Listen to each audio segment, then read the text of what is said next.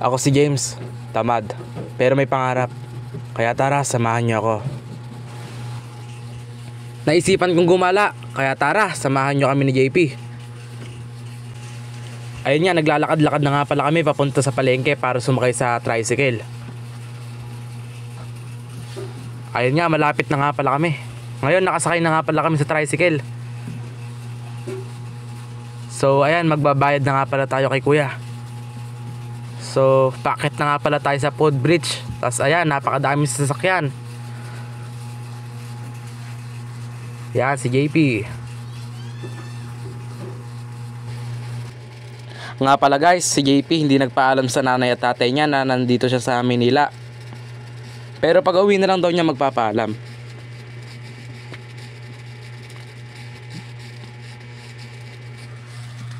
Dito nga banda ay nakasakay na kami sa may jeep kasama si JP. Natatain na nga pala siya dyan. Ayan, nandito na nga pala kami sa monumento.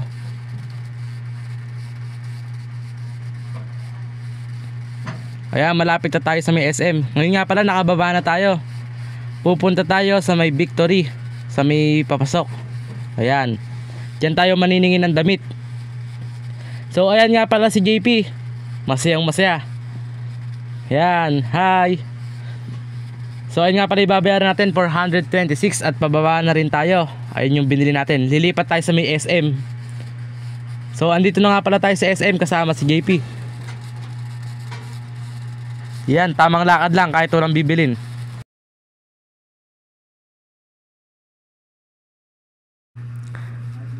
Si JP nga pala, tatakbong SK. Dating perwisyo, ngayon magseserbisyo. Napakataas guys. Ngayon, pabalik na nga pala tayo sa Valenzuela. Ayan, parang malungkot ang beshi ko ba. So, ayun nga guys, pabalik na kami sa may Valenzuela. Andito pa kami sa monumento. So, andito nga pala kami sa Tamaraw Hills sa may Valenzuela. Kumakain lang at saka umiinom ng masarap na milk tea. So gayon guys, pauwi na nga pala kami sa aming bahay. Dito malapit lang, meron nagtitinda ng ice cream. Kumain muna kami dahil naiinitan daw si JP. Ayan, shout out daw sa nanay niya kahit di siya nagpaalam, tsaka sa tatay niya. Pag uwi na lang daw niya, bahala na daw si Lord. So ayan, pauwi na pala kami. Kukunin na namin yung ice cream. Bye bye!